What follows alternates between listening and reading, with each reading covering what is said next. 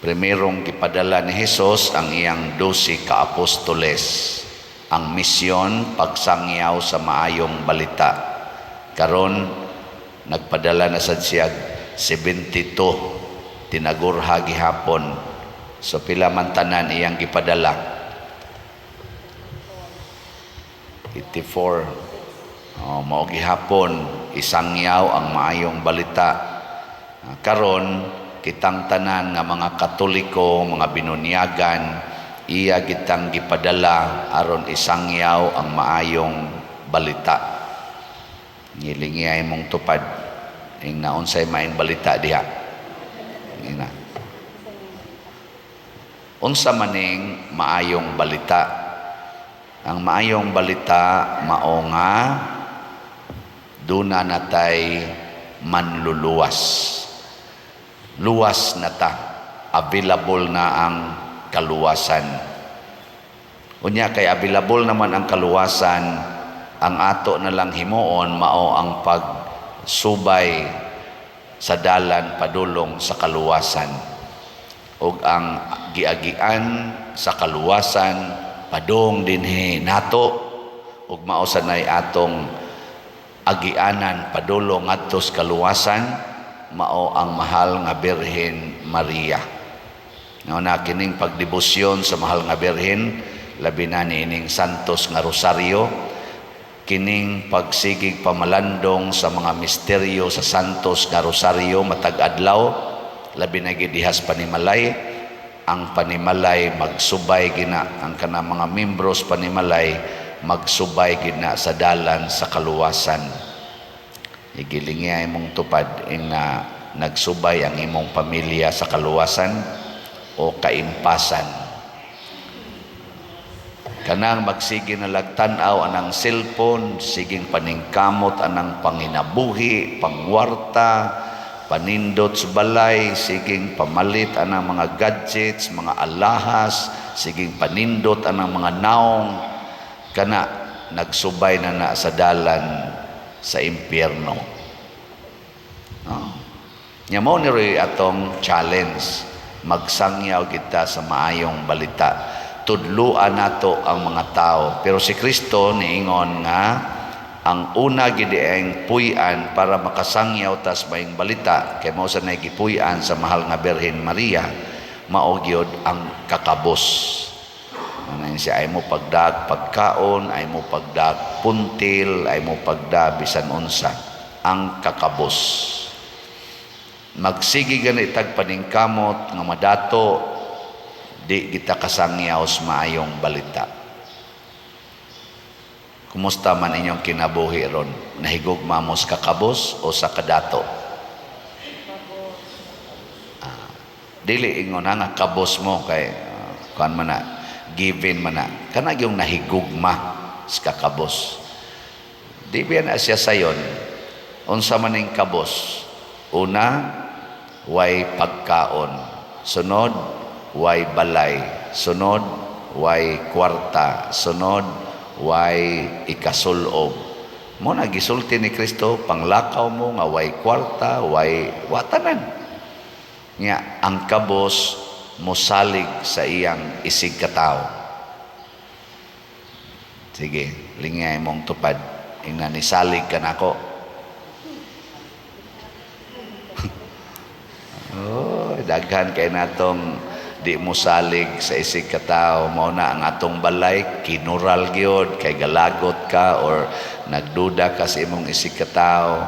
Atong balay na aginay lock kay naa lagi gyud tay kahadlok sa atong isig katao. Nganong wa naman ka mosalig sa imong isig katao? Kay naa naman kay daghang kwarta. Lagi kami dito sa unas kahugan, pulos mami mga pobre, amo mga balay. Anaan lag ka ng kahoy ka na bang? Ang pultahan ba para di mablis hangin? Anaan lag kahoy niya. Lubagon to nimo, able na. Niya, mamiya, mis balay. Pero naana gani kwarta, naanay doorknob, laka na, magsige nag-check up. Ang yawi, nadaan ang yawi. Masama, nasirad itong likod. Sige, check up. Wa na pagsalig siyang isig katao. Og mauna ang kadautan nato. Ang kabos musalig na mo na ingos Kristo, bisan asa mo dawaton pabilin mo didto, og di kay mo dawaton itaktak ang abok sa inyong mga tiil, og ingna sila. Mas maluoy pa ang Ginoo sa Sodoma ug sa Gomora inig-adlaw sa panghukom kay kaninyo. Si Maria nahimong balaan, nahimong agianan sa kaluwasan tungod sa iyang kakabos, kahimtang o kasing-kasing. Nisalig siya sa iyang isig katao. Muna ang Ginoo sad misalig sad ni Maria. Gipakita sa Ginoo nga kini di ay kabos, kasaligan sa Ginoo. Ang kabos, kasaligan.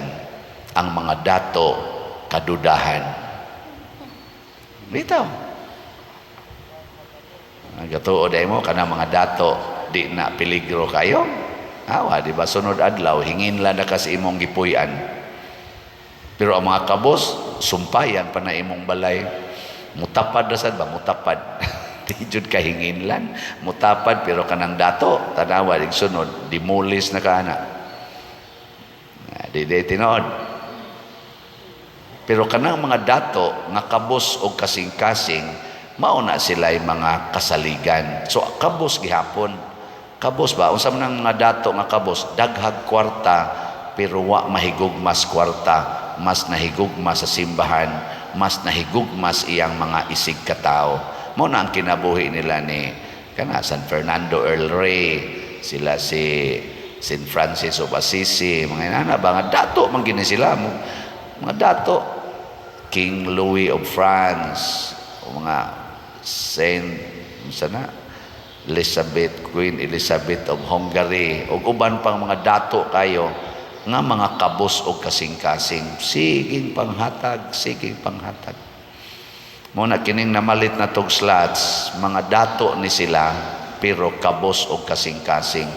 Liwat ni silang Maria kasing-kasing, mo na manggihatagon kay ni sila. So congratulations sa mga namalit og slots. Kamong na ay kwarta niya, wa mo palit og slots, mga dato mo nga dato gyud. Kana bang dato nga peligro? Kaning mga dato nga namalit og slots, mao ni sila ang mga dato nga kabos. Pila na atong halin sa atong slots. Salamat sa mga dato nga kabos, no? Mga kwartahan nga manggihatagon dili mga dao. Ang atong halin sa atong holy pads or holiness, peace, and divine salvation as of yesterday, niabot na og 43,117 kaslots. Pakpakasan. Nindot ana. Kining atong special slot, Mother Mary's Enriching Graces or MEG, para sa ato ning kapistahan. O sana ba lang kasi, siyam na lang kaadlaw, no? Maintang mahurot na ni 5,078 slots na ang atong halin, na apay 14,922 ka slots. Ato gyapong pakpakan ang namalit ni ini. Salamat kayo. Sa ato sang 30 slot challenge, na natay 378 ka 30 slot challenge, kaning tag 3,000 worth of our slots. Nya sa ato sang DSAP, sa atong investment slots, na natay pledges nga niabot og 59 slots. So, pakpakasan. 81 ka slots pa ang available sa atong DSAP. Nya sa 59 slots na atong na dawat nga pledges, 27 slots na ang na-remit ngan hinato. Pakpak na sad sa ni-remit. Makapakpak kita tungod aning mga taong kabos. Si Jesus maoy tag-iyas tibuok kalibutan, apan ang iyang kasing-kasing kabos mo nang nagpakatao siya diha ni Maria ug naghalad sa iyang kaugalingon alang sa kaluwasan nato, ginamit ang iyang kakabos. Way balay, way kwarta, wa gani ka eskwela ug wa na gani siya sinina sa dihang namatay siya, wa na siya sapot kay gilangkat na gikan niya, gilansang pagid siya sa cross, hastang iyang dugo nahurot sag agas, hasta paganing tubig sa iyang lawas ug dugo gitiwas pag yung paagas, bisag patay na siya kay gidugsak, kabos na gyud kay siya. Pero tungod sa iyang kakabos naluwas ta, tungod sa iyang pagpasakit natagaan tag kalipay. Mo bitang moingon kita ni Maria, maghimaya ka Maria, pasabot paglipay pagmaya Maria, kay sa imong pagkakabos nga nahiusa ni Kristo nahimo sad kang dako kaayo og kanini ang grasyang nadawat. Kini bitang atong kakabos dinhi, magsige lang tag baligyag slots, daghan baya tag nahimo, no? Dili dito daghan nahimo, daghan kayo mga kabusta nasa mga dato na to, pero kabos gyapon kasing-kasing, daghan kay tag nahimo nga makaingon ang mga tao, haya-haya ninyo oy. Di ba? Asa man day mo, San Vicente, Liloan, haya-haya good ninyo. Ano man, mga kabos man ta. Inigani din hala, kanindot sa inyong simbahan, haya-haya ninyo. Unsay hayahay, nga porti na itong kabusa. Pero hayahay, maunay ginaingon nga naay daghang kabos, apan hamugaway, na asay mga dato, pitos ang kinabuhi. Dagkog balay pero pitos ang kinabuhi. Bugat ba? Bugat kay ngano mga daw man, no? Basta daw nagay ka, bugat ginang kinabuhi. Pero kung manggihatagon ka, gaan. Muna kinisang ato dinhing channel sa YouTube, gaan sad kaayo ni nato, sige lang tag kaning atong YouTube channel ba nga ingon mi ninyo nga sige gyud mo suporta ani ha, sige gyud mo og view, sige mo og like, kay ngano man kay kining atong YouTube channel muhatag sa niog monetization nya, sa iyang monetization mupadangat ni siya og kagaan ngadto sa mga kabos, kay ato manggamiton ngadto sa mga nanginahanglan sa atong charitable fund nya. Sige na mo view sa atong YouTube channel kaning Padre Siano Ubod. Uban ay wa gyud kay bawo kana ba ato YouTube channel ba, adtong ni aging Agosto 135,000 ang atong nadawat. Pila nakakabuktaw ang mo gaan-gaan og malipay ang kinabuhi niya ng 135,000 pesos, di ba? Mura mamog ka na bitang luya kaayo ba, mura namatay nga. Wag yun mo ka-appreciate, wag yun mo kasuway nga ng hatag mo. Tagay rago ng inyong isikataog, tag 1,000, tag 2,000, purting lipaya, Nya dinis ato, mangayo og lungon. Ang lungon, tag 15,000 ang kuwang, tagaan na to og 5,000. Lipay na kayo.